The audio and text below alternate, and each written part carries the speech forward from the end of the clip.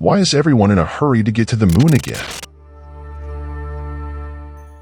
The Japanese SLIM mission recently arrived on the moon's surface, joining a select group of countries that have successfully landed a spacecraft on the moon. But why are so many countries suddenly interested in sending spacecraft to the moon's surface? Why it is so difficult to return to the moon now after NASA was able to land people there in the 1960s? If you want to know the answers to all of these questions, stay with us to find out.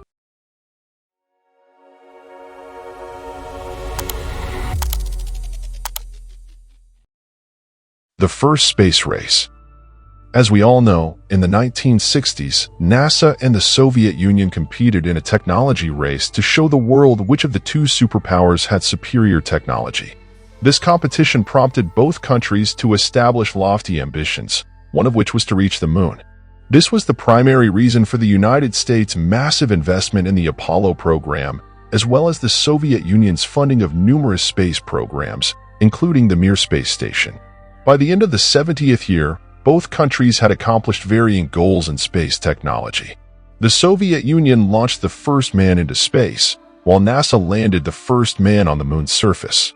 However, after attaining these objectives, both countries ran out of funds to continue supporting such expensive initiatives.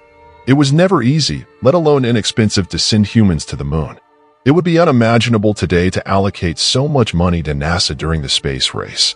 As indicated in another video, the Apollo mission to bring people to the lunar surface had more political than scientific purposes, thus there was no incentive to keep sending humans to the moon when that goal was met.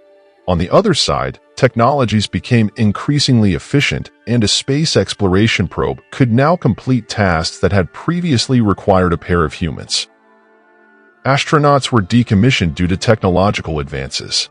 During the space race, digital technology such as computers and robots were completely new. Because computers at the time were nothing like contemporary ones, it was not possible to send a completely automated spaceship to land on the moon on its own. For context, the computer-controlled Apollo 11 command module had 4 kilobytes of RAM and 32 kilobytes of ROM. If, as you've just learned, the computer in the rocket that landed humans on the moon was 100,000 times slower than the phone you use every day, consider that RAM today is several terabytes or hundreds of thousands of kilobytes. Because of its limited computing capability, it was unimaginable that a computer could do such a hard operation as landing on the moon on its own. That is why it was decided to take people, because a person could see the lunar surface and make real-time decisions about where to land, which a computer could not do, at least not at the time. Things have altered significantly since the 1960s. Computers today are millions of times more powerful than they were back then, and a single computer can execute computations that are so advanced and complicated that they outperform human processing capacity.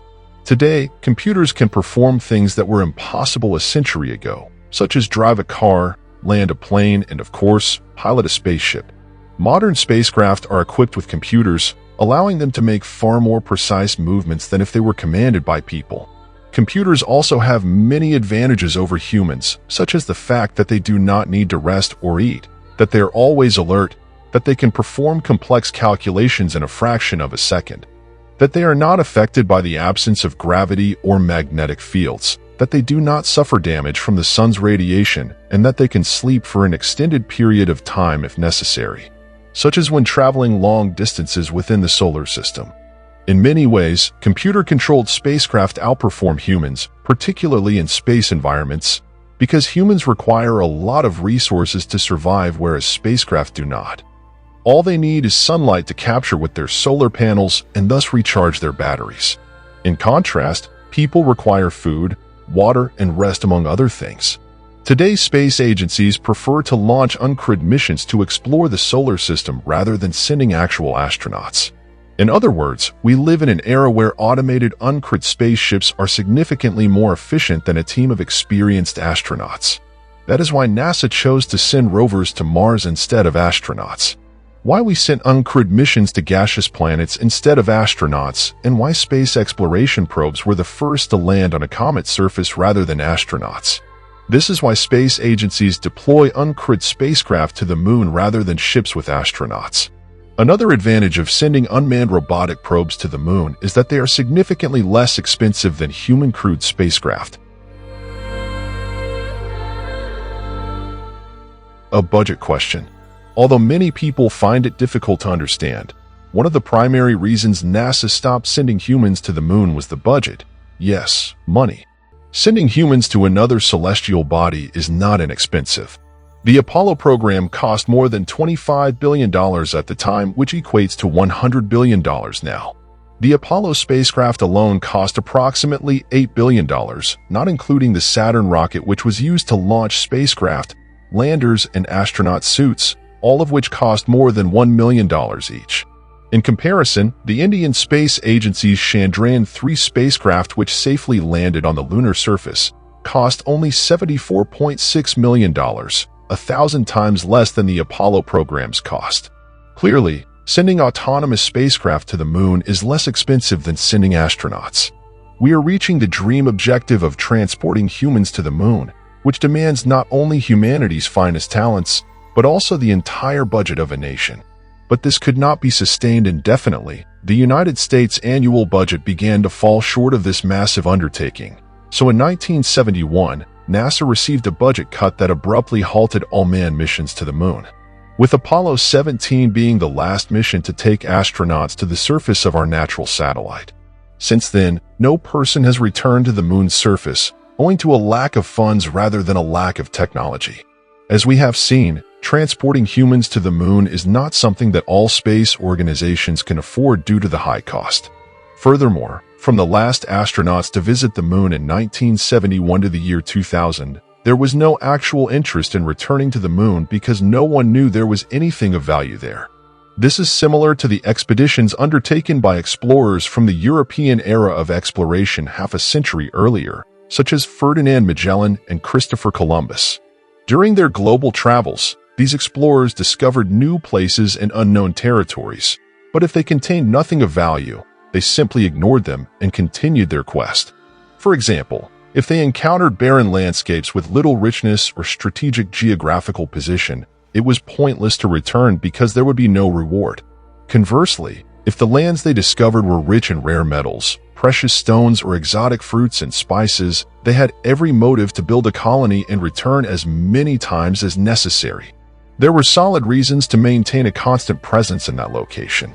Similarly, when astronauts from the Apollo missions visited the moon, they returned with samples of lunar rocks and dust that revealed that the moon was a desert world devoid of life.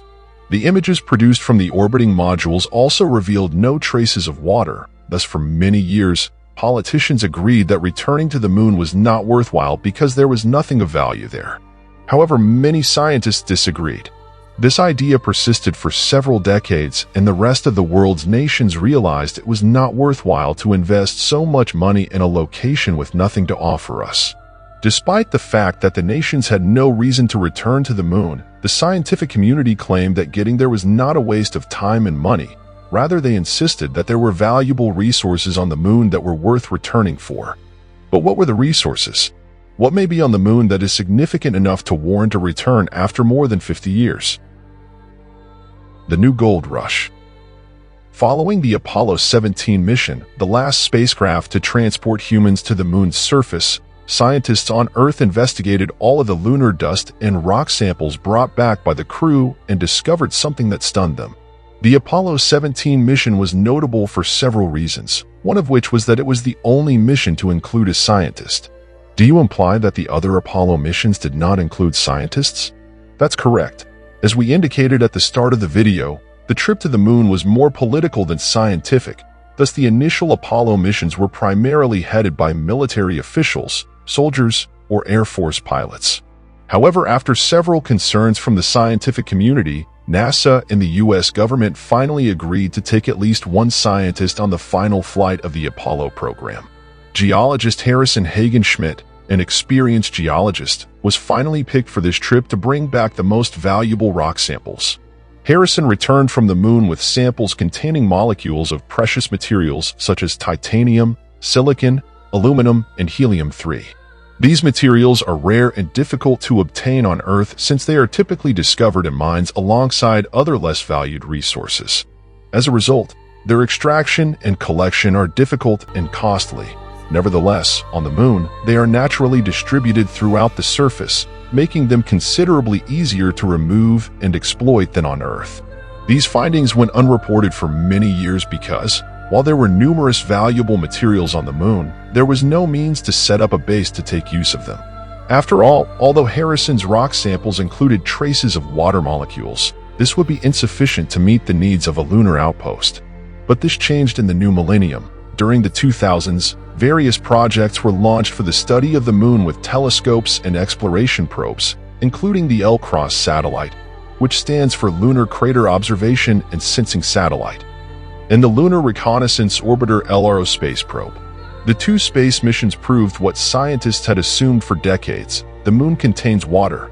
Although it is not liquid water like on Earth, there is frozen water beneath the surface of some places of the moon, particularly the South Pole craters, where solar radiation does not reach. With the confirmation of the existence of water on the moon, nations around the world see the possibility of establishing a permanent human settlement on the moon to take advantage of its resources, ushering in a new era of lunar mining in which we would extract the moon's resources and bring them to Earth. This gives rise to the new space race, which, unlike the space race of the 1960s, will serve an economic purpose because the resources and metals used in modern technologies such as solar panels, smartphones, computers, tablets, and other technologies are becoming scarce on Earth. However, they are exceedingly plentiful on the moon. For example, helium-3 deposited in lunar regolith is a substance that does not exist on Earth but can be utilized as fuel for space rockets and nuclear fission reactors. Undoubtedly, the moon has an enormous quantity of resources, which is why in the new space race of the 21st century, all of the world's nations will vie for a slice of the lunar cake. But the scientific community has a critical question. In our hurry to use lunar resources, won't we end up harming our natural satellite, just as we have injured our planet by destroying nature to get the riches we desire? We always value your feedback, so please let us know what you think. Do you believe the next era of lunar mining will be focused on exploiting the moon's resources, or will we be the only ones to harm the moon's surface? Tell us what you think in the comments.